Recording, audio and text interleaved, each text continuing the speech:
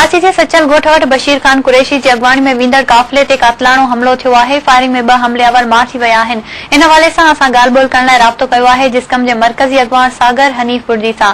अस्सलाम वालेकुम सागर हनीफ साहब। वालेकुम सलाम। सागर साहब, हमलो कहिड़े हंध ऐं कीअं थियो आहे?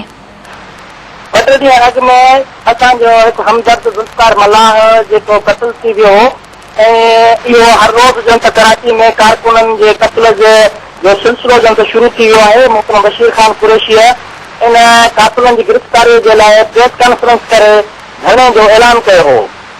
अॼु जीअं ई बशीर ख़ान गुलशन हदीद खां सफूरा ॻोठ पहुतो त हमलावरनि इन सॼे काफ़िले ते फायरिंग शुरू करे ॾिनी, जंहिंमें असांजा कारकुन शहीद थिया आहिनि ऐं 2 कारकुन सख़्त शदीद जेके ज़ख़्मी थी विया आहिनि उन्हनि खे अस्पताल हाणे पहुचाए वञी रहिया आहियूं।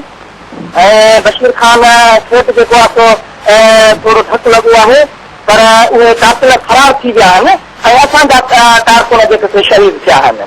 कातिल जेके आहिनि उहे पंहिंजे कारवाई करे ऐं हिन काफ़िले खे रोकण जी कोशिशि करे फायरिंग करे ऐं फरार थी विया आहिनि। अच्छा सागर साहब, हमले में कहिड़ी धुर मुलविस थी सघे थी ऐं तव्हांजी हाणे कहिड़ी हिकमत अमली हूंदी? असां पंहिंजी हींअर गजानी तकड़ में कोठाए पंहिंजी सलाह मशवरो कयूं पिया त आईंदा ही सॼी रियासत मनसूबा माना हिकु सिलसिले जी असां कड़ी था सम्झूं, जंहिंमें टोटड़ी में मोहतरम साईं जलाल शाह जो कारकुन हिकिड़ो शहीद थियो वियो हो। तरक़ी पसंद जा 2 कारकुन शहीद कया विया आहिनि। उन खां पोइ जस्कम जा कारकुन मुसलसिल केतिरनि ॾींहंनि खां कराची में शहीद कया पिया वञनि। हीअ बि उन सिलसिले जी कड़ी आहे। हुकुमरान इन्हनि कातिलनि जे गिरफ़्तारी जे लाइ को बि क़दम खणण लाइ तयारु न आहिनि ऐं रोज़ बरोज़ जन त कातिलनि खे जन त अञा वधीक सूरत ॾियण जो सिलसिलो जारी आहे। उन करे असां हिन सॼे माज़ी जे कुझु जेके क़त्ल कारकुन थिया उन में अॼोके वाक़े जे हिकिड़ी सिलसिलो सम्झूं था ऐं रियासत जेके बि कातिल आहिनि उन्हनि खे सरफ़रस्ती ज़रूरु रियासत वारनि जी आहे। सागर साहब, मेरा टीवी सां ॻाल्हाइण ते महिरबानी।